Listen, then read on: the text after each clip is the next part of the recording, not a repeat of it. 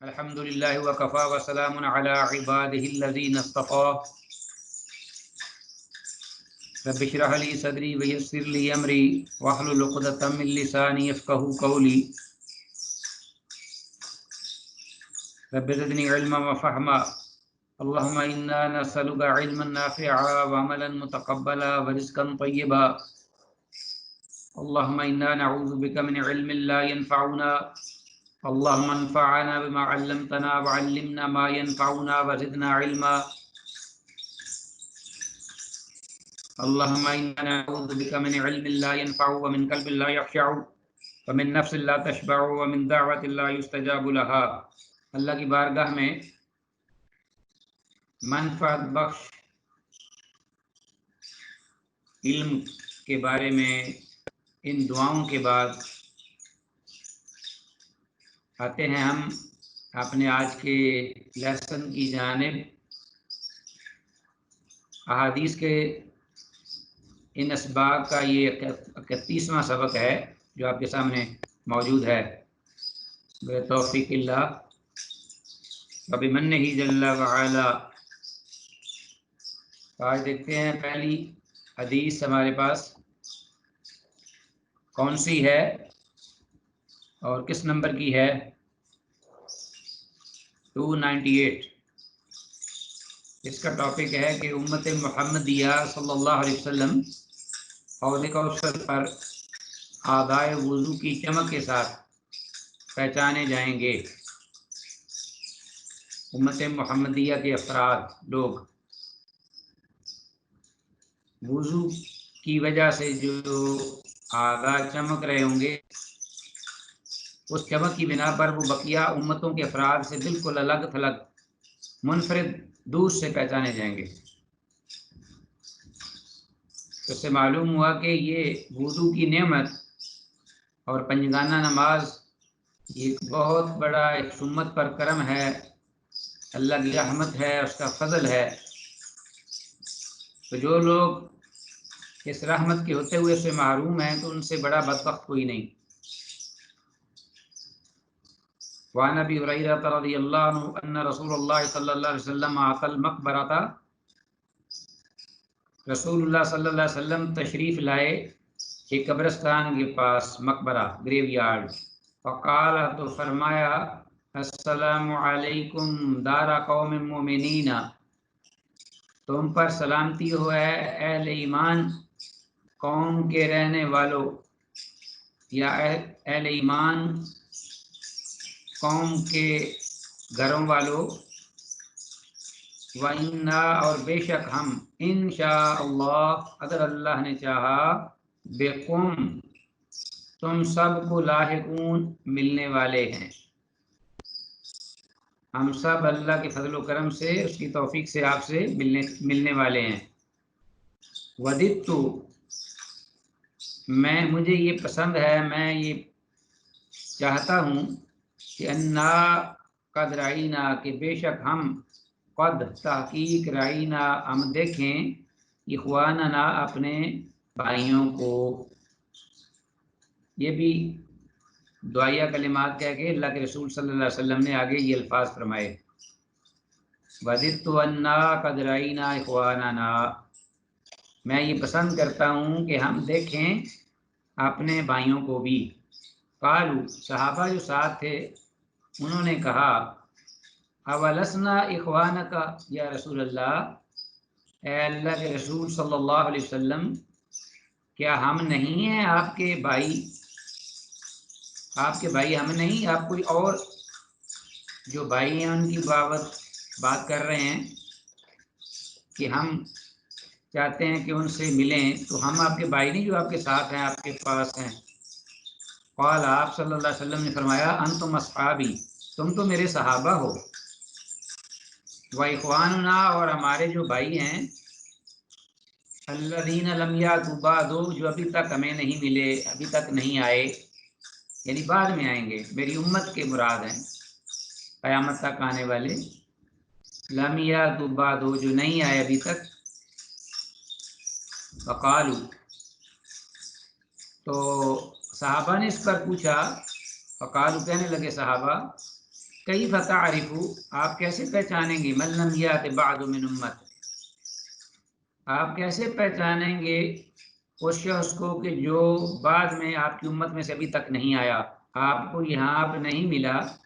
اور بعد میں آئے گا، تو آپ کیسے آپ اس کو پہچانیں گے کہ وہ میری امت کا فرد ہے؟ وقت اور بھی بڑی امتیں ہوں گی۔ یا رسول اللہ صلی اللہ علیہ وسلم، اے اللہ کے رسول صلی اللہ علیہ وسلم، فقال، تو آپ نے فرمایا، ارائیتا، ذرا یہ تو بتائیے، یا کیا خیال ہے آپ کا، کہ لو ان رجلا، کہ اگر ایک آدمی ایسا ہو کہ لہو خیل، اس کے پاس ایک گھوڑا ہو، غر محجلۃ، غر جس کی پیشانی چمکدار ہو، غر محجلۃ، پیشانی سمیت اس کے جو پاؤں ہیں اور اس کے جو ہاتھ ہیں، یعنی اگلی ٹانگیں اور پچھلی ٹانگیں جنہیں ہم کہتے ہیں چوپایا، تو حقیقت میں جو چوپایا ہوتا ہے اس کے اگلے دو جو ٹانگیں ہوتی ہیں جنہیں ہم ٹانگیں کہتے ہیں، وہ اصل میں اس کے پاؤں ہوتے ہیں، ہاتھ ہوتے ہیں دونوں۔ انسان جب اس طرح جانور کی طرح اپنی پوزیشن بنائے تو بالکل ایسا ہی ہوگا کہ آگے منہ اور اگلے دونوں ہاتھ ہوں گے اور پچھلی دونوں ٹانگیں ہوں گی۔ تو اسی طرح اگر ایک آدمی یا اس کے پاس لہو خیلن، ایک گھوڑا ہے، غرن جس کی پیشانی چمکدار ہے، محجلتن بشمول پلس چاروں اعضاء کے، یعنی دو ہاتھ اور دو ٹانگیں وہ بھی سفید ہیں، چمک رہی ہیں، بین ظہرئی خیلن، ان گھوڑوں کے درمیان ہو وہ ایک گھوڑا جس کی پیشانی اور اگلے پاؤں اور پچھلی ٹانگیں چمک رہی ہیں، بین ظہرئی خیلن، ان گھوڑوں کے درمیان وہ ایک ہو، دہمن جو بہت ہی شدید سیاہ رنگ کے ہوں، شدید سیاہ رنگ کے گھوڑوں کے درمیان وہ چمکدار گھوڑا جس کی صرف پیشانی اور پاؤں اور ٹانگیں چمکدار ہیں، وہ اگر موجود ہو تو الا یعرف خیلہ، تو وہ آدمی اپنے اس گھوڑے کو پہچان نہیں لے گا، الا یعرف، کیا نہیں وہ پہچان لے گا، خیلہ، اپنے گھوڑے کو، قالوا، صحابہ نے کہا، بلا، ہاں کیوں نہیں، یا رسول اللہ، اللہ کے رسول صلی اللہ علیہ وسلم، قال، تو پھر آپ نے فرمایا، وضاحت فرمائی، فَإِنَّهُمْ يَأْتُونَ، کہ بے شک وہ جو ہمارے بھائی ہیں جن کے بارے میں ہم بات کر رہے تھے جو بعد میں آئیں گے، فَإِنَّهُمْ يَأْتُونَ، بے شک وہ آئیں گے، غُرًّا، چمکدار، محجلین، اپنے اعضاء کو، چمکدار اعضاء کو لے کر آئیں گے، پیشانی سمیت دونوں ہاتھ اور پاؤں، من الوضوء، وضو کے اثرات سے، وضو کا جو پانی ہے اس کے اثرات کی وجہ سے، وَأَنَا فَارَقُهُمْ، اور میں منتظر ہوں گا ان کا، فَارَقُهُمْ، اور میں ان کا منتظر ہوں گا، علی الحوض، حوض پر، مراد حوض کوثر، میگنم بونم، سبحان اللہ، اللہم اجعلنا من ہؤلاء الاخوہ رسول اللہ صلی اللہ علیہ وسلم، اللہ ہمیں بھی ان خوش نصیبوں میں کر دے۔ 298 کے فوائد و مسائل۔ اس حدیث کی سند صحیح ہے، جب صحیح ہے تو اس کے فوائد و مسائل دیکھنے چاہیے۔ کسی بھی مسلمانوں کے قبرستان کے پاس آنے یا گزرنے پر مسنون دعا پڑھنا سنت طریقہ ہے، آپ صلی اللہ علیہ وسلم نے بھی یہی فرمایا نا۔ حدیث میں آپ صلی اللہ علیہ وسلم کے الفاظ، انتم اصحابی و اخوان الذین لم یاتوا بعد، سے مطلب یہ نہیں کہ تم بھائی نہیں ہو، بلکہ مقصد اس عبارت سے، اس قول رسول سے یہ ہے کہ تمہارا درجہ بھائی بننے سے بہت زیادہ ہے، کیونکہ تم تو صحابی بھی ہو اور بھائی بھی ہو، اور جو لوگ ابھی پیدا نہیں ہوئے میری امت میں سے جو بعد میں آئیں گے وہ صرف میرے بھائی ہیں، صحابی نہیں۔ امام نووی رحمہ اللہ نے یہ فرمایا ہے، تو بڑی اچھی یہ توجیہ کی انہوں نے۔ حدیث 299، بندگی رب کے لیے وضو حضور صلی اللہ علیہ وسلم کی امت کا خاص، یہ ٹاپک سے یہ معلوم ہوا کہ یہ جو وضو ہے اللہ کے رسول صلی اللہ علیہ وسلم کی امت کا ہی خاصہ ہے، باقی امتیں سے محروم ہے، اور اس کے برکات سے، ثمرات سے، درجات سے، ثواب سے، اجر سے، سبحان اللہ۔ وعن ابی الدرداء رضی اللہ عنہ قال قال رسول اللہ صلی اللہ علیہ وسلم انا اول من یؤذن له بالسجود یوم القیامہ، میں سب سے پہلا ہوں گا، انا اول من یؤذن، جسے اجازت دی جائے گی، لہو بالسجود، سجدے کی، یوم القیامہ، the day of judgment، قیامت کے دن، the day of resurrection۔ وانا اول، اور میں پہلا ہوں گا، من یؤذن له، جس کو اجازت دی جائے گی، ان یرفع راسہ، کہ وہ اپنے سر کو سجدے سے اٹھائے، فانظر، تو میں دیکھوں گا، جب میں سجدے سے سر اٹھاؤں گا اللہ کی حکم سے، اللہ کی بارگاہ میں سجدہ ریز ہوں گا، تو میں دیکھوں گا، سر اٹھاؤں گا جب اللہ کے حکم سے، فانظر الی ما بین یدی، اپنے سامنے دیکھوں گا، ما بین یدی، فعارف امتی من بین الامم، فعارف، تو میں پہچان لوں گا اپنی امت کو، من بین الامم، امت کی جمع امم، امتوں کے درمیان میں اپنی امت کو پہچان لوں گا، ومن خلفی مثل ذلک، اپنے پیچھے بھی اسی مثل، اسی طرح میں امت کو پاؤں گا اپنی کو اور پہچان لوں گا، وان یمینی مثل ذلک، اور اپنی دائیں جانب دیکھوں گا اسی مثل اپنی امت کا جمع غفیر، اور میں پہچان لوں گا، وان شمالی مثل ذلک، اور اپنی بائیں جانب بھی دیکھوں گا، یعنی آگے پیچھے دائیں جانب اور بائیں جانب ہر طرف میری امت ہوگی جب میں سجدے سے سر اٹھاؤں گا، اور میں پہچان لوں گا کہ یہ میری امتی میرے انتظار میں ہیں۔ فقال رجل، تو ایک صحابی کہنے لگے، یا رسول اللہ، اللہ کے رسول، کیف تعرف امتک، آپ کیسے پہچانیں گے اپنی امت کو،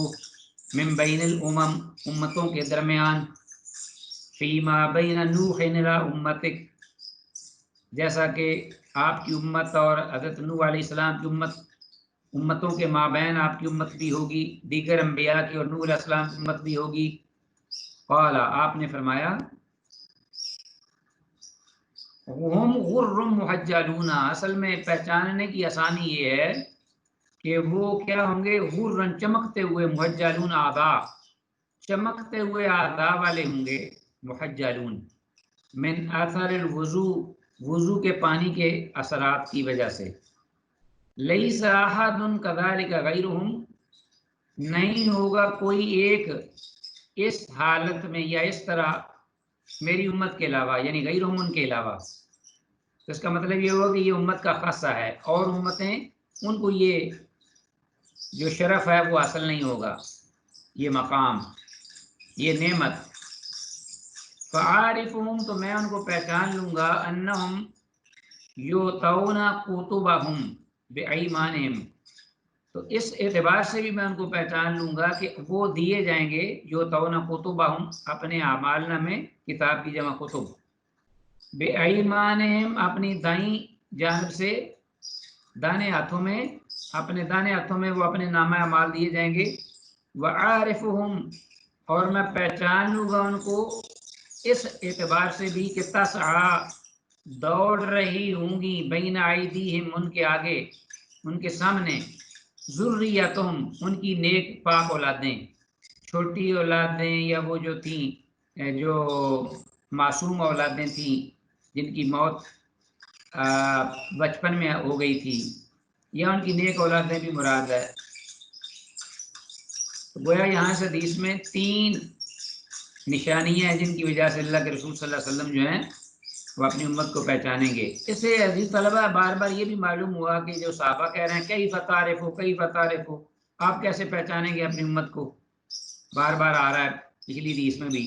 تو اس سے کیا ثابت ہوتا ہے، کچھ خود بھی دیکھا کریں، اس سے یہ ثابت ہوتا ہے کہ اللہ کے رسول صلی اللہ علیہ وسلم کو علم غیب نہیں ہے، معمولی بھی دیکھیے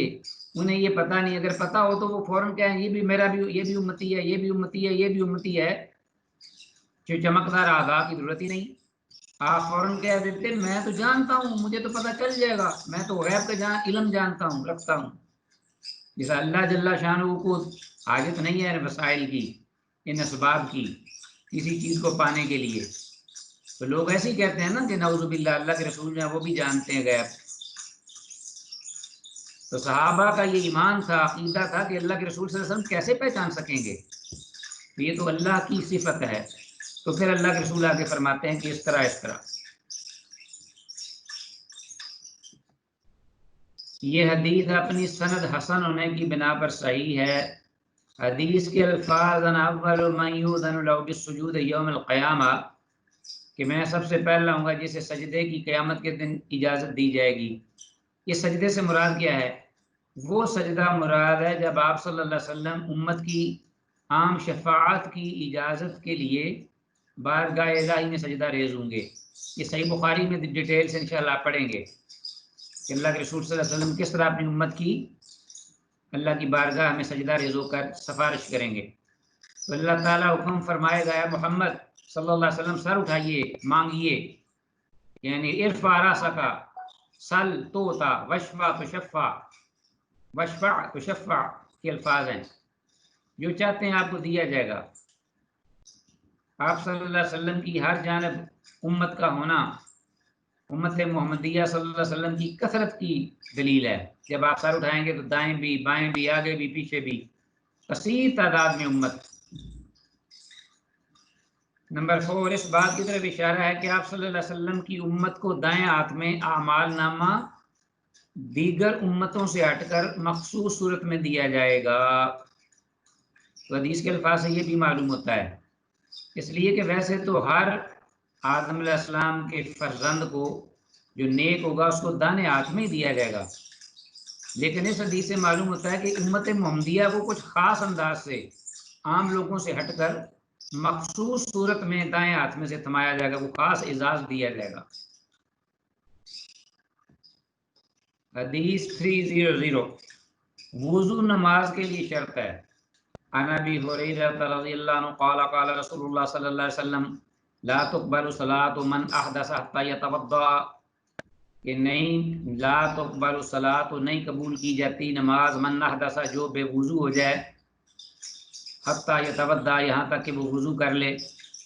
تو معلوم ہوا کہ نماز کی قبولیت مشروط ہے وضو، صحیح وضو ہونے پر. اگر وضو نہیں تو نماز بھی نہیں ہوگی. حدیث 301 بغیر وضو کے نماز قبول نہیں اور حرام مال سے صدقہ قبول نہیں. یہ بھی ضربہ ذہن میں رکھیے گا کہ بعض لوگ بڑا دل کھول کے صدقہ دیتے ہیں. خیر ایسے لوگوں کو اللہ توفیق بھی نہیں دیتا جن کا مال حرام کا ہو، اتنا ان کے اندر لالچ اور ہرس پیدا ہو جاتی ہے کہ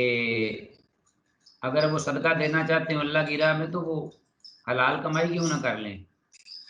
حرص و ہوا اور خواہشات کی تکمیل جس کی کوئی حد نہیں،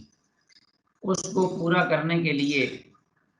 وہ حرام اور حلال اور جائز اور ناجائز سب کچھ ہڑپ کرتے چلے جاتے ہیں. تو ایسے شخص حریص کے لیے جو کہ حرام کا خوگر ہو، اس کو اللہ توفیق نہیں دیتے اور نہ اللہ اس سے قبول کرتے ہیں. اور اگر وہ بھلا کسی کو دکھانے کے لیے، ریاکاری اور دکھلاوے کے لیے اگر کوئی دے بھی لے تو وہ قبول ہی نہیں ہوگا، اس لیے کہ وہ غلول سے ہے. لا تقبل صلاۃ بغیر طہور، نماز نہیں قبول کی جاتی بغیر طہارت کے. ولا صدقۃ من غلول، اور نہ صدقہ خیانت سے، خیانت سے یا بدعنوانی سے یا جو بھی ناجائز ذرائع سورسز ہیں، جھوٹ، رشوت، سود، لوٹ مار، جو بھی ہے غلول خیانت. من صدقۃ من غلول، تو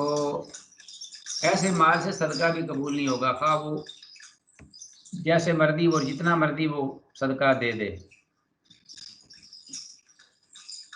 حدیث نمبر 302 مزی نکلنے پر نماز سے پہلے صرف استنجا اور وضو ہے. تو یہ ان کا تعلق میل کے ساتھ ہے اس حدیث کا. وعن علی رضی اللہ تعالی عنہ علی بن ابی طالب رضی اللہ عنہ سے روایت ہے، وہ کہتے ہیں کنت رجلا مذاءً، کنت میں تھا رجلا ایسا آدمی مذاءً جس کو بہت زیادہ مزی آتی تھی، فکنت تو میں تھا استحی شرم محسوس کرتا، ان اسأل النبی صلی اللہ علیہ وسلم کہ میں اللہ کے نبی صلی اللہ علیہ وسلم سے اس بارے میں پوچھوں، لمکانت ابنتہ، اس لیے کہ اللہ کے رسول صلی اللہ علیہ وسلم کی جو بیٹی ہے فاطمہ رضی اللہ عنہ وہ میرے نکاح میں تھی، داماد تھے نا حضرت علی رضی اللہ عنہ، تو داماد بیٹوں کی طرح ہوتا ہے، تو انہیں حیا اور شرم آتی تھی کہ آپ اس بارے میں رسول اللہ صلی اللہ علیہ وسلم سے مسئلہ پوچھیں براہ راست ڈائریکٹلی۔ تو انہوں نے پھر کیا کیا، فامرت المقداد، کہتے ہیں کہ میں نے مقداد رضی اللہ تعالیٰ عنہ سے کہا اس بارے میں کہ یہ مسئلہ ذرا پوچھیے اللہ کے رسول سے، فسالہ، تو انہوں نے پوچھا آپ سے حضرت علی رضی اللہ عنہ کے کہنے پر، فسالہ، تو حضرت مقداد رضی اللہ عنہ نے رسول اللہ صلی اللہ علیہ وسلم سے سوال کیا، فقال، تو آپ نے فرمایا، یغسل ذکرہ و یتوضأ، کہ وہ اپنی شرمگاہ کو دھو لے اور وضو کر لے، بس اتنا ہی کافی ہے۔ اگر مزی آتی ہے تو اس کے نکلنے پر غسل نہیں بلکہ استنجا کر لے اور وضو کر لے، اس کے بعد نماز پڑھ لے۔ عزیز طلبہ، یہ فرق ہے اس میں، مزی، منی اور ودی، یہ تین قسم کے پانی ہوتے ہیں جو کہ مرد کو آتے ہیں جب جوان ہوتا ہے یا ہونے لگتا ہے۔ 302 کے فوائد و مسائل۔ مزی وہ لیس دار رطوبت ہے جو شہوت شروع ہونے پر شرمگاہ سے نکلتی ہے، تو ایجانی کیفیت جب ہوتی ہے مرد کو تو اس وقت یہ پہلے پانی نکلتا ہے، قریباً سفید رنگی ہوتا ہے اس کا، سفیدی مائل، لیکن بالکل نہیں، کچھ زردی مائل بھی ہوتا ہے، اور اس کے نکلنے سے شہوت اور زیادہ تیز ہو جاتی ہے، تو یہ ابتدا میں نکلتا ہے، شروع میں۔ منی وہ گاڑھا پانی ہے جو ٹپک کر یعنی کود کر، من ماء دافق کا من قرآن مجید میں من ماء دافق، انسان کو ہم نے پیدا کیا پانی، دافق پانی یعنی ٹپکنے والے پانی سے، کود کر نکلنے والا، زور سے، جو کود کر شہوت کے ساتھ نکلتا ہے اور اس کے نکلتے ہی خواہش کم ہو جاتی ہے، اس کے بعد طبیعت ٹھنڈی پڑ جاتی ہے، یہ ہے منی۔ اور ودی جو ہے تیسرا ایک پانی ہے، سفیدی مائل، وہ پانی ہے جو اکثر نوجوانوں کو پیشاب کے بعد آتا ہے اور نماز سے قبل مزی نکلنے سے صرف وضو لازم آتا ہے، غسل نہیں۔ تو مزی اور ودی دونوں میں استنجا ہے اور اس کے بعد وضو کر لے، اور منی پر انسان کو غسل کرنا پڑے گا، اس کے انشاءاللہ مسائل آگے بھی آئیں گے ان ڈیٹیل۔ حدیث 303، آگ سے پکی چیز کھانے پر وضو کا مسئلہ۔ وعن ابی ہریرہ رضی اللہ عنہ قال سمعت رسول اللہ صلی اللہ علیہ وسلم، حضرت ابو ہریرہ رضی اللہ عنہ کہتے ہیں میں نے رسول اللہ صلی اللہ علیہ وسلم کو سنا یقول، فرماتے ہوئے، تودعوا، کہ وضو کرو، مما، ہر اس چیز کے کھانے کے بعد، مست النار، جسے آگ نے چھوا ہو یعنی جسے آگ نے پکایا ہو، یعنی آگ سے پکی چیز جو ہے اس پر وضو۔ حضرت ابو ہریرہ فرماتے ہیں میں نے اللہ کے رسول سے سنا، فرما رہے تھے کہ آگ سے پکی چیز کھانے پر وضو کرو۔ رواہ مسلم، امام مسلم نے اس کو روایت کیا ہے۔ قال الشیخ الامام الاجل محی السنہ،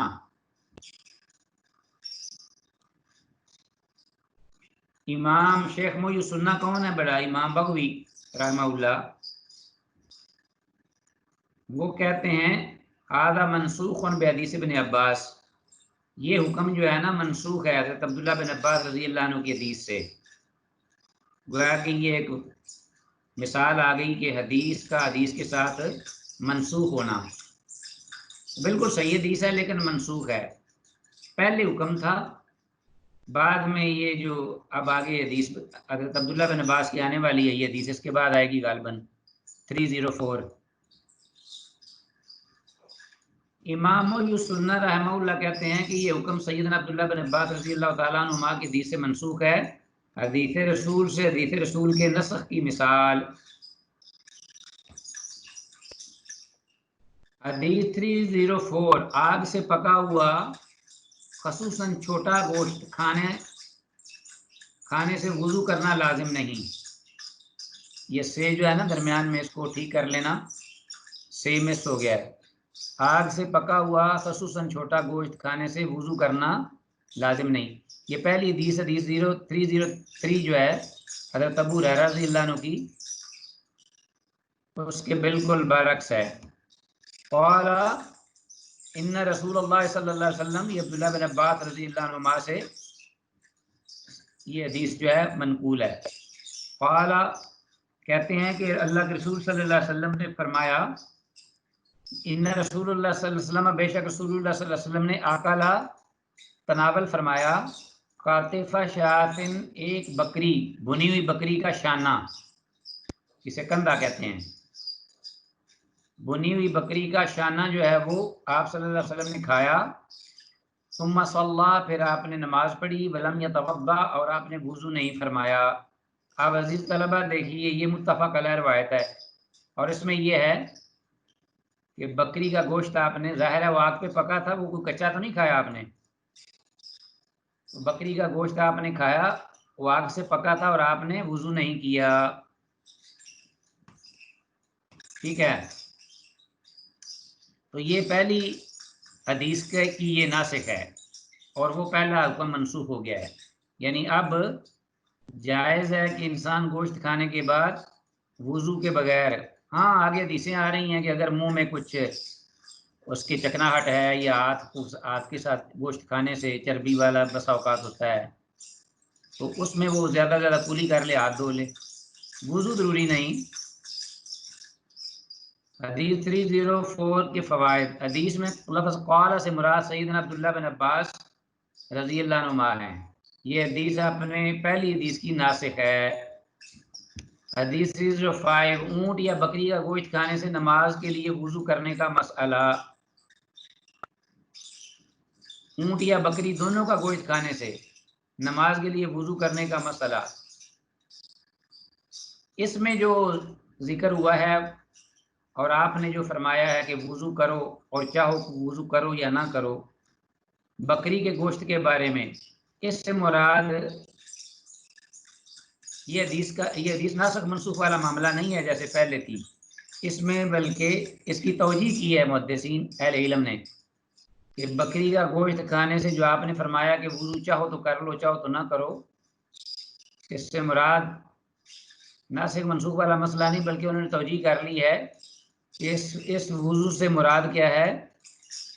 ہاتھ منہ دھونا یا کلی کرنا اگر ضرورت ہو تو، اگر چکناہٹ لگی ہوئی ہو۔ اور اسی طرح اونٹ یا گوشت جو ہے اس کے کھانے سے جو آپ نے فرمایا کہ وضو کر لے، تو اس سے بھی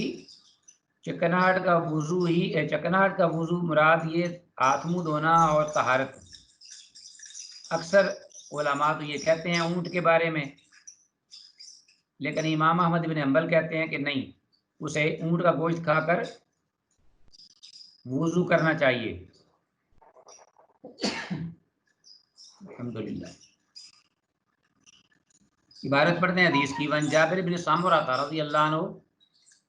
ان رجلا، کہ بے شک ایک آدمی نے سأل رسول اللہ صلی اللہ علیہ وسلم، اللہ کے رسول صلی اللہ علیہ وسلم سے پوچھا، سوال کیا، انا اتوضأ من لحوم الغنم، کیا ہم وضو کریں بکریوں کے گوشت کھانے سے؟ بکریوں کے گوشت کھانے، بکری سے مراد اس میں غنم میں بکری بھی ہے، چھترا بھی ہے، مینڈا بھی، دمبا وغیرہ بھی، سارے اس میں آ جاتے ہیں۔ قال، آپ نے فرمایا، ان شئت، اگر آپ چاہیں، فتوضأ، تو وضو کر لو، وان شئت، اور اگر آپ چاہیں، فلا تتوضأ، تو وضو نہ کرو۔ مطلب یہ ہے کہ اگر ہاتھوں میں کوئی لگا ہوا ہے گوشت کھانے کے بعد، تو ہاتھ، اس سے مراد اگر وضو بھی کر لو تو یہ مستحب ہے، اچھی بات ہے، وہ چکناہٹ اور چیزیں نکل جائیں گی، گزر جائیں گی، لیکن وضو اس کے لیے ضروری نہیں۔ لیکن یہاں جیسا کہ میں نے کہا کہ علماء کہتے ہیں کہ مراد یہاں ہاتھوں کو دھونا اور کلی کرنا ہے، وضو سے مراد۔ قالا، پھر وہی صاحب جو ہے انہوں نے کہا انا اتوضا من لحوم الابل، کیا ہم وضو کریں اونٹ کا گوشت کھا کر؟ قال، آپ نے فرمایا نعم، ہاں۔ اب بکریوں سے ہٹ کے یہ جواب ہے، بکری میں تو آپ نے اختیار دیا کہ وضو کر لو چاہو تو نہ کرو، لیکن جب اونٹ کے بارے میں سوال ہوا تو آپ نے فرمایا نعم، ہاں۔ فتوضا، وضو کریں، من لحوم الابل، اونٹ کا گوشت کھا کر وضو کریں، گویا کہ آپ نے فرمایا کہ ہاں وضو کریں۔ تو اسی وجہ سے امام احمد بن حنبل رحمہ اللہ نے یہ کہا ہے کہ اونٹ کا گوشت کھانے سے وضو کرنا لازمی ہے، باقی بکری یا دیگر جو جانور ہیں ان کا گوشت کھانے سے ضروری نہیں، اگر کر لے تو بہتر ہے، نہ کرے تو کوئی ضروری نہیں، کیونکہ اونٹ کے گوشت میں عزیز طلبہ بہت زیادہ چربی ہوتی ہے۔ لیکن یہاں بھی ائمہ ثلاثہ یا جمہور اہل علم وہی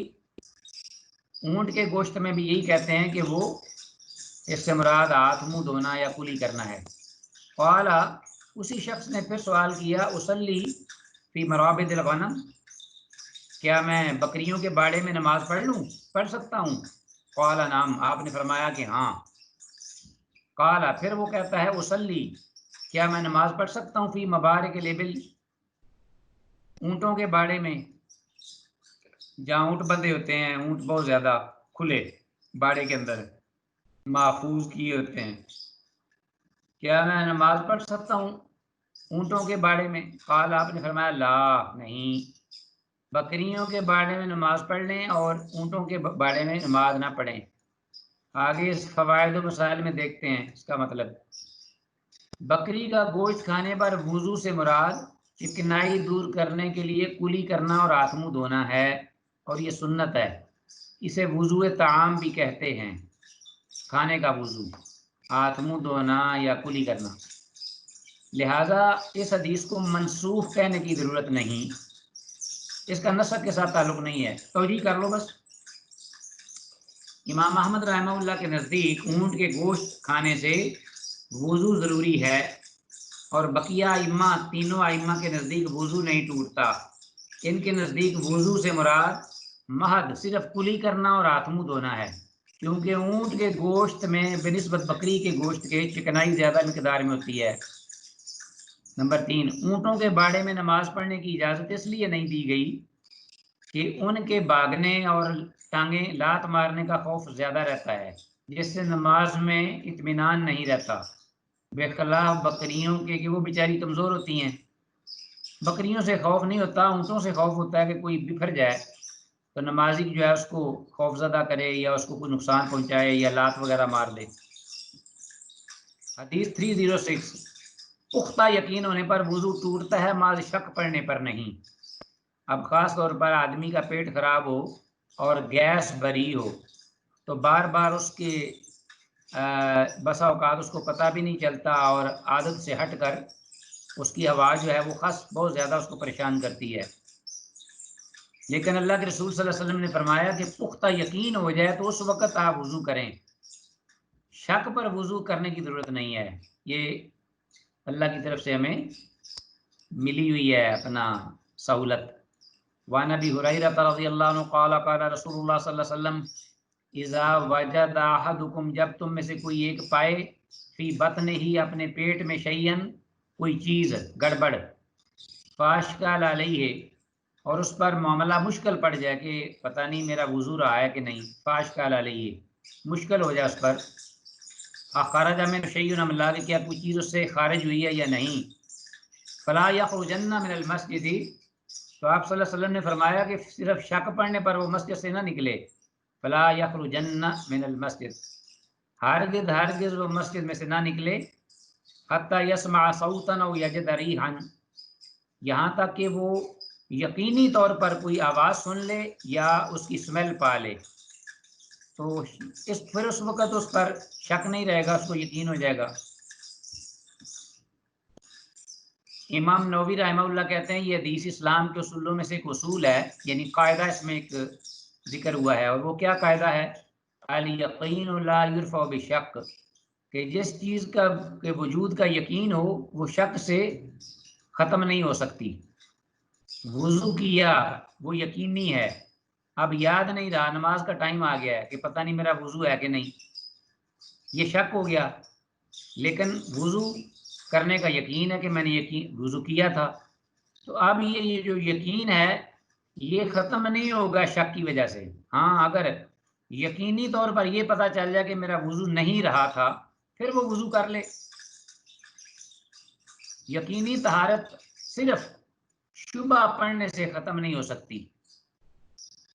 اور محض پیٹ میں خلش پیدا ہونے سے وضو نہیں ٹوٹتا جب تک کہ آواز نکلنے کا یقین نہ ہو جائے، امام نووی رحمہ اللہ نے کہا ہے۔ تو بسا اوقات انسان جب نماز میں تو شیطان اپنی کاروائی کرتا ہے، کبھی وسوسے دیتا ہے، کبھی کان میں پھونکتا ہے، کبھی خیالات ادھر ادھر لے جاتا ہے، کبھی اس کے پیٹ کے اندر مروڑ پیدا کرتا ہے، اس کو محسوس ہوتا ہے جیسے میرا وضو ختم ہو گیا ہے، وہ اس کا مقصد یہ ہوتا ہے کہ خشوع خضوع اس کا ختم ہو جائے۔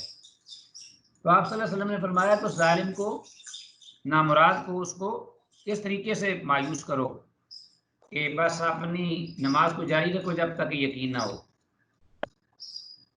حدیث 3073، چکناہٹ والی چیز کھانے کے بعد کلی کرنا مستحب ہے۔ یہ پہلے بھی حدیث حضرت عبداللہ بن عباس رضی اللہ عنہما کی، قال ان رسول اللہ صلی اللہ علیہ وسلم شرب لبنا فمضمض، چکناہٹ والی کوئی چیز ہو تو اس کے کھانے کے بعد کلی کرنا مستحب ہے۔ یہ تو ظاہر بات ہے کہ اگر نماز نہ بھی پڑھنی ہو تو آدمی کو پریشانی اور بڑی عجیب کی کیفیت ہوتی ہے کہ چکناہٹ لگی ہوئی ہو تو وہ برداشت نہیں کرتا، فوراً صابن سے ہاتھ دھو کر منہ اور کلی کر کے اچھی طرح تو وہ تولیے سے صاف کرے گا تاکہ چکناہٹ نہ رہے۔ تو نماز کے لیے تو اور زیادہ بہتر ہے، لیکن یہ فرض نہیں چیز، مستحب ہے، اوپر لکھا ہوا ہے مستحب، پھر بھی فرض نہیں ہے۔ اگر کوئی شخص بغیر کلی کرنے کیے یا ہاتھ دھوئے بغیر اگر وہ چکناہٹ سے بھی نماز پڑھ لیتا ہے تو اس کی نماز انشاءاللہ ہو ہی جائے گی، لیکن بہتر یہ ہے کہ وہ اچھی طرح صفائی کر لے۔ جو چیز اپنے آپ کو پسند نہیں وہ اللہ کو بھی پسند نہیں، فرشتوں کو بھی پسند نہیں۔ قال ان رسول اللہ صلی اللہ علیہ وسلم شرب لبنا، حضرت عبداللہ بن عباس رضی اللہ عنہ فرماتے ہیں کہ اللہ کے رسول صلی اللہ علیہ وسلم نے دودھ پیا، فمضمض، تو آپ نے کلی کی، وقال، اور فرمایا، ان لہ دسما، کہ دودھ میں چکناہٹ ہوتی ہے۔ وہ آپ کو پتہ ہی ہے کہ دودھ جو ہے وہ جتنا تھک ہوگا، اور پھر بکری کا ہلکا ہوتا ہے، اس سے تھک جو ہوتا ہے وہ گائے کا ہوتا ہے، گائے سے زیادہ تھک جو ہوتا ہے وہ اس میں چکناہٹ بھینس کی، اور سب سے زیادہ جو ہے وہ اونٹ میں، اور عموماً جو عربوں میں دودھ تھا وہ اونٹوں کا، اونٹنیوں کا ہی ہوتا تھا۔ حدیث 308، کئی ایک نمازیں قصدن ایک ہی وضو سے پڑھنے کا جواز۔ جو میں نے عنوان قائم کیے ہوتے ہیں عزیز طلبہ، ان کو غور سے پڑھا کرو، یہ حدیث کے اندر سے ایک قسم کا ایک کور ہوتا ہے، نبذہ، نچوڑ۔ ایک تو یہ ہے کہ کئی ایک نمازیں، مراد 5 نمازیں بھی ہو سکتی ہیں، حد کوئی نہیں، 2 بھی، 3 بھی، 4 بھی، 5 بھی، اس سے زیادہ بھی ہو سکتی ہیں اگر وضو ختم نہیں ہوا تو۔ قصدن، جان بوجھ کر ایک ہی وضو سے پڑھنے کا جواز، یعنی یہ جائز ہیں، یہ اعلی اور افضل نہیں۔ اعلی افضل تو وہی ہے کہ انسان ہر نماز کے لیے نیا وضو کرے، جیسا کہ پہلے ہم نے طہارت پر طہارت وضو کرنا، اس کا ہم نے اجر پڑھا ہے، تو یہ جائز ہے۔ ایک انسان جو ہے وہ اس کی سہولت کے لیے اگر وضو ختم نہیں ہوا تو وہ کئی نمازیں پڑھ سکتا ہے۔ ہاں تیمم کی صورت ہو تو وہ ہر نئے نماز کے لیے تیمم کرنا پڑے گا۔ وعن بریدہ رضی اللہ عنہ ان النبی صلی اللہ علیہ وسلم قال، ان النبی صلی اللہ علیہ وسلم صلی الصلوات، کہ اللہ کے نبی صلی اللہ علیہ وسلم نے نمازیں پڑھی، الصلوات، ایک نہیں کئی نمازیں، یوم الفتح، فتح مکہ جب ہوا اس دن، مکہ فتح کے دن، بے وضوء واحد، ایک ہی وضو سے۔ گویا کہ عام جو آپ کا معمول تھا وہ تو ہر نماز کے لیے وضو کرنا تھا، لیکن مکہ یا فتح مکہ کے موقع پر ہو سکتا ہے آپ اتنے بزی ہوں، حالات ایسے ہوں، ظاہر ہے کہ آپ اتنے مصروف ہوں کہ آپ کو پانی کا میسر نہ آنا یا آپ کو موقع نہ ملنا، تو وضو تھا اس لیے آپ نے پھر نماز تو پڑھی ٹائم پہ، وقت پہ، لیکن وضو جو ہے وہ جان بوجھ کے نہیں کیا، کرنے کو تو کر ہی سکتے تھے، ظاہر اللہ کے رسول تھے اور ہر چیز حاضر تھی، لیکن آپ نے دیکھا محسوس کیا کہ بہت زیادہ اس دن یا کہ فتح مکہ کے دن کوئی صورتحال کوئی عام تو نہیں تھی، نارمل تو نہیں تھی نا، تو ایسی صورت میں ایسے حالات میں اگر کوئی کسی کا وضو ہو تو آدمی جو ہے وہ نہ بھی وضو کرے تو اگلی نماز پڑھے اس امت پر سہولت کے لیے۔ وَمَسَحَ عَلَىٰ خُفَّيْهِ، ایک تو آپ نے کئی نمازیں پڑھی ہیں کہ وضو کے ساتھ، اور دوسرا آپ نے اپنے موزوں پر، موزے چمڑے کے ہوتے تھے، موزوں پر مسح کیا، دھوئے نہیں ان کو اتار کے۔ فَقَالَ لَهُ عمر، عمر رضی اللہ تعالیٰ عنہ نے کہا، آپ کو یہ دیکھا عمر رضی اللہ عنہ نے تو فرمایا لقد صنعت اليوم، اللہ کے رسول صلی اللہ علیہ وسلم آپ نے آج وہ کام کیا ہے، آپ نے وہ عمل کیا ہے، لم تکن تصنعہ، کہ آپ اس سے پہلے نہیں کرتے تھے ایسا عمل، یا ایسا کام آپ نے اس سے پہلے نہیں کیا، لم تکن نہیں کیا۔ عزیز طلبہ جب مضارع پہ لم آ جائے تو ماضی منفی ماضی میں کر دیتا ہے، نہیں کیا آپ نے اس سے پہلے۔ فقالا، تو آپ نے فرمایا عمدن صنعت یا عمر، اے عمر یہ میں نے کیا ہے عمدن جان بوجھ کر، یہ نہ کوئی سمجھ لے کہ آپ کو خیال نہیں آیا یا آپ کو موقع نہیں ملا یا آپ کو میسر نہیں تھا معاملہ، یہ میں نے جان بوجھ کے بھی کیا ہے کہ تاکہ اس سے معلوم ہوا کہ جان بوجھ کے، آگے ہم فوائد میں پڑھتے ہیں، وضو میں موزوں وغیرہ پر مسح کرنے کا جواز، ایک تو یہ چیز، اور ایک یہ کہ ایک ہی وضو سے کئی نمازیں پڑھنے کا جواز، اور اسی طرح دوسروں کو تعلیم دینے کی خاطر جان بوجھ کر جائز امور سر انجام دینے کی دلیل ہے۔ اگر کسی کو تعلیم دینا مقصود ہو تو آدمی ضرورت کے تحت طاقت رکھتے ہوئے، موقع رکھتے ہوئے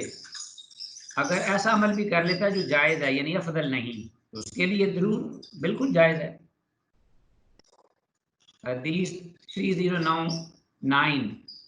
آگ سے پکی ہوئی چیز کھانے سے وضو نہیں ٹوٹتا، یہ پہلے بھی ذکر ہوا ہے لیکن ایک حدیث اور آ گئی ہے۔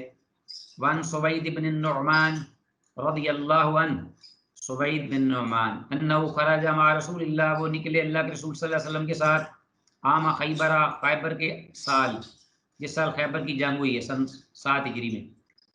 حتی اذا کانوا، یہاں تک کہ جب وہ پہنچے تھے، بالصحبہ، صحبہ مقام پر، ایک مقام ہے خیبر کے پاس، آؤٹسکرٹ خیبر، وہی من ادنا خیبر، اور وہ جگہ جو تھی، یعنی یہ جو جگہ علاقہ تھا یہ خیبر کے قریب تھا۔ صلی العصر، اللہ کے رسول صلی اللہ علیہ وسلم نے عصر کی نماز پڑھی، ثم دعا بالازواد، پھر آپ نے توشہ دان منگوایا، کھانے کے لیے کوئی چیز، توشہ جو بھی کھانے کے لیے چیزیں تھیں ساتھ، کیونکہ آپ کو بھوک محسوس ہوئی، آپ نے بلایا، ثم دعا بالازواد، کھانے کا توشہ، فلم یؤتا الا بالسویق، تو آپ کو نہیں دیا گیا کچھ سوائے ستوؤں کے سوا کچھ نہیں دیا گیا، الا بالسویق، فامر بہ، تو آپ صلی اللہ علیہ وسلم نے اس بارے میں حکم دیا، ستو کے بارے میں، فتریا، تو ان کو بھگویا گیا، تریا جس طرح کہ وہ بنائے جاتے تھے یا بھگوئے جاتے تھے تاکہ نرم ہو جائیں، پہلے تو وہ بھنے ہوتے تھے نا، اور بھنے ہونے کے بعد پھر ان کو بولا جاتا تھا۔ فاکل رسول اللہ صلی اللہ علیہ وسلم واکلنا، تو کھایا رسول اللہ صلی اللہ علیہ وسلم نے بھی اور ہم نے بھی کھائے، وہ جو ستو پھر بھگوئے ہوئے تیار کرتا، وہ کھانے کا ایک بن گئے، پورا ایک وجبہ جسے کہتے ہیں،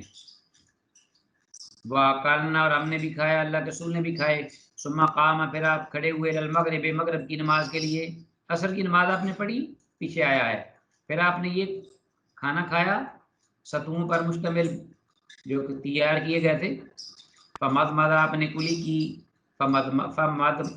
فمضمضنا، اور ہم نے بھی کلی کی،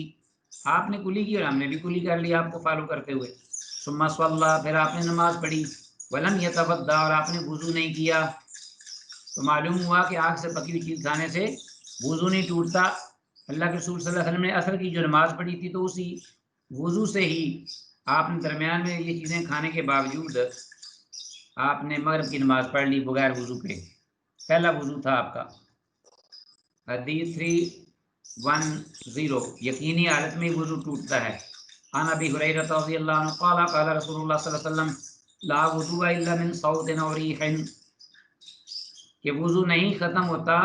یہ واضح الفاظ ہیں بالکل، سوائے آواز کے یا سمیل کے، یہ پہلے بھی ذکر ہو چکا ہے۔ اس حدیث کی سند صحیح ہے، تو صرف شک سے وضو نہیں ٹوٹتا جب تک یقین نہ ہو جائے، اور جب یقین ہو جائے تو پھر خواہ آواز اور سمیل معلوم ہو یا نہ ہو وضو نہیں رہتا۔ یہ بھی بات ذہن میں رکھ لیجیے کہ اگر یقین ہو جائے انسان کو کہ میرا وضو نہیں رہا، تو پھر اس کے لیے ضروری نہیں کہ وہ آواز سنے یا سمیل محسوس کرے یا نہ کرے، یہ شک کی صورت میں ہے۔ مزی نکلنے سے وضو ہے اور منی نکلنے سے غسل ہے۔ وعن علی رضی اللہ علی بن ابی طالب رضی اللہ عنہ سے قال سألت النبی صلی اللہ علیہ وسلم، میں نے سوال کیا اللہ کے نبی صلی اللہ علیہ وسلم سے، عن المذی، یہ مزی کے بارے میں، پہلے ذکر اس کا ہو گیا، تینوں چیزیں مزی، منی اور ودی میں نے ذکر کیا ہے۔ فقال من المذی الوضو، مزی خارج ہونے سے وضو ہے، ومن المنی الغسل، اور منی خارج ہونے سے غسل کرنا واجب ہے۔ رواه ترمذی، حدیث غالباً اتنی صحیح نہیں لیکن مفہوم ٹھیک ہے۔ اس حدیث کی سند ضعیف ہے، جبکہ امام ترمذی رحمہ اللہ نے اسے حسن صحیح کہا ہے، مگر اس کی سند میں یزید بن زیاد ضعیف، مدلس اور مختلط راوی ہے، مگر صحیح ہیں کہ حدیثیں ہمیں اس سے مستغنی کا، صحیح ہیں کہ حدیثیں جو ہیں وہ اسی مفہوم کی گزر چکی ہیں۔ حدیث 312، نماز کی کنجی وضو،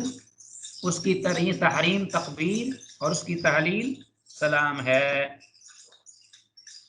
مطلب یہ ہے کہ نماز وضو کے بغیر نہیں پڑھی جا سکتی، اور نماز جب آدمی شروع کرتا ہے تکبیر تحریمہ کے ساتھ تو ہر چیز اس پر جو پہلے نماز کے علاوہ حلال تھی، جائز تھی، وہ حرام ہو جاتی ہے، یا نماز کے منافی ساری چیزیں، اور جب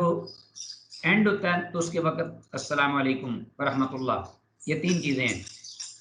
وعن ہو حضرت علی رضی اللہ عنہ سے قال قال رسول اللہ صلی اللہ علیہ وسلم مفتاح الصلاۃ الطہور، مفتاح الصلاۃ الطہور، نماز کی چابی طہارت ہے، وضو، و تحریم و تکبیر، اور اس کی تحریم نماز کی جو ہے وہ ہے اللہ اکبر، تکبیر تحریمہ، و تحلیلها التسلیم، اور اس کا سلام کہنا یہ تحلیل ہے، یعنی نماز سے نکلنا، فارغ ہونا، تاکہ وہ چیزیں جو حرام تھیں وہ حلال ہو گئیں، اب جائز ہو گئیں۔ اس حدیث کی سند حسن ہے۔ تکبیر سے مراد تکبیر تحریمہ ہے، جس سے نماز شروع ہو جاتی ہے اور نماز کے منافی سب کام نمازی پر حرام ہو جاتے ہیں۔ نمبر 3، سلام پھیرتے ہی وہ سب کام حلال ہو جاتے ہیں جو تکبیر تحریمہ سے حرام ہو گئے تھے۔ السلام علیکم ورحمۃ اللہ۔ 4، نماز میں سلام پھیرنا فرض ٹھہرا، جس طرح کہ تکبیر کہنا رکن ہے، بلکہ تکبیر تحریمہ، تو یہ سلام جو ہے وہ بھی یعنی ایک ابتدا ہے اور ایک اینڈ ہے، بگننگ اور اینڈ۔ سلام پھیرنا فرض ٹھہرا، سلام پھیرے بغیر نماز درست نہیں ہوتی، اور یہی مسلک جمہور اہل علم امام شافعی، امام مالک اور امام احمد رحمہ اللہ کا بھی ہے۔ تو غالباً جو احناف ہیں، امام ابو حنیفہ، ان کے نزدیک سلام پھیرنا واجب نہیں نماز کی درستگی کے لیے یا صحت کے لیے، ان کے لیے وہ ہے کوئی ایسی حرکت بھی کر لے کہ جیسے نماز ٹوٹ جائے تو وہ بھی نماز ٹھیک ہے۔ اس طرح کے عجیب عجیب قسم کے اپنا ہیں اقوال ان کے۔ حدیث 313، ایک حدیث رہ گئی ہے،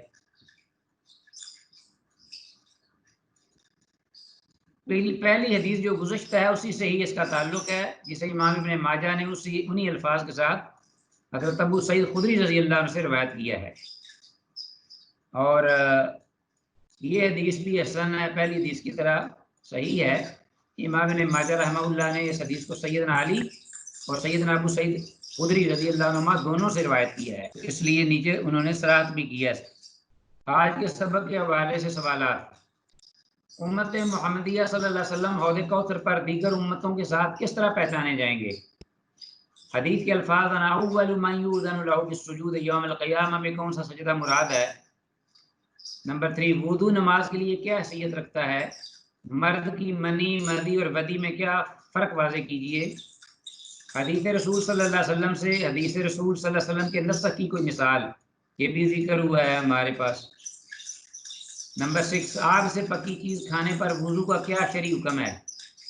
حدیث 305 میں اونٹ اور بکری کا گوشت کھانے پر وضو سے اصل کیا چیز مراد ہے؟ بکریوں کے برعکس اونٹوں کے بارے میں نماز پڑھنے کی اجازت کیوں نہیں دی گئی؟ اصولوں میں سے یعنی قواعد میں سے قاعدہ ہے، اور وہ یہ کہ الیقین لا یرفع بالشک، اس کی وضاحت کیا ہے؟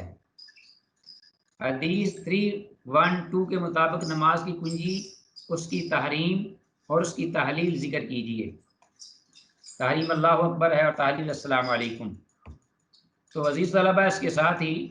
اللہ کی توفیق سے اور دعا کرتے ہوئے اللہ کی بارگاہ میں کہ جو کچھ کہا سنا ہے اللہ اس کو سمجھنے اور اس پر عمل پیرا ہونے کی توفیق کامل مرحمت فرما۔ السلام علیکم ورحمۃ اللہ وبرکاتہ۔